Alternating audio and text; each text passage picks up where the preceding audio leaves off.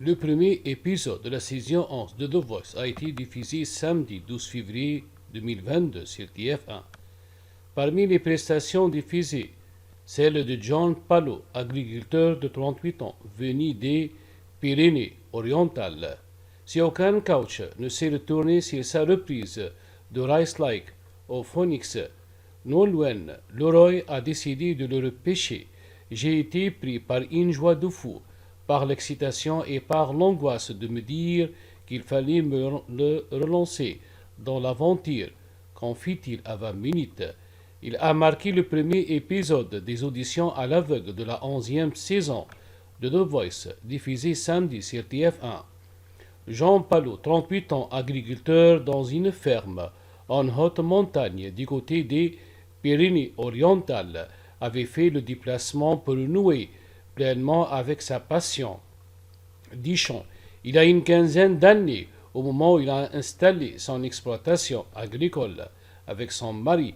Il a dit laisser de côté l'activité de chanteur dans un orchestre de variété qui rythmait ses week-ends.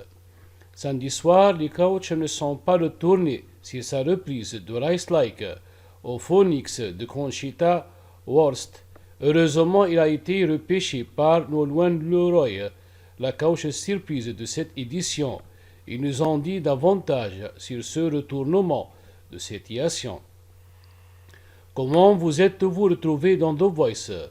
Mon neveu, venu faire une sensation à la ferme cet été, m'a entendu chanter dans le petit studio que j'ai installé chez moi. Il m'a dit, tonton, c'est pas possible, tu ne peux pas ne plus faire de musique et ne pas faire de scène. Alors il m'a inscrit à un concours de chant dont Bruno Berberes, le directeur de casting de The Voice, était le parrain. Il m'a repéré et m'a proposé de faire les sélections de The Voice. J'y suis allé, mais je ne pensais pas pouvoir convenir à une telle émission. Pourquoi? Ne baignez pas dans le milieu de la musique. J'avais peur de ne pas être à la hauteur au niveau des talents habituellement choisis dans The Voice. J'avais un manque de confiance en moi. Et un jour de décembre, vous débarquez sur le tournage. Qu'avez-vous ressenti? J'avais du mal à y croire. Le plateau est aussi grand qu'on peut l'imaginer devant sa télé. J'ai savouré chaque minute la chance qui se présentait à moi. J'avais l'espoir que ça se retourne et que cela me mette le pied à l'étrier pour faire de la musique. Mais hélas, les coachs ne se sont pas retournés. Vous l'avez très mal vécu. J'ai pris un coup de massue sur la tête. Sur le moment, je n'ai pas pensé à moi, mais à mon neveu, à mes parents, à mon mari, qui étaient connectés en visio. Je savais qu'en sortant du plateau, j'allais devoir rejoindre Nikos et l'écran, où apparaîtrait ma famille. Les coachs m'ont dit que ce n'était pas grave, que j'allais continuer, mais je me disais que dans la vraie vie, ce n'est pas ce qui allait se passer. Je retournerai à la ferme et je reprendrai le quotidien. Sur le moment, c'est un petit rêve américain qui s'effaçait. L'équipe était très bienveillante. Elle m'a même proposé de voir le psychologue de l'émission, mais je n'en éprouvais pas le besoin. Mais si j'ai eu un gros coup sur le moment, j'ai réussi à reprendre mes esprits. Quand avez-vous appris que vous aviez une seconde chance? Quelques jours plus tard, j'avais repris ma vie quotidienne et la production a appelé mon mari en lui demandant de m'annoncer mon repêchage en faisant une vidéo.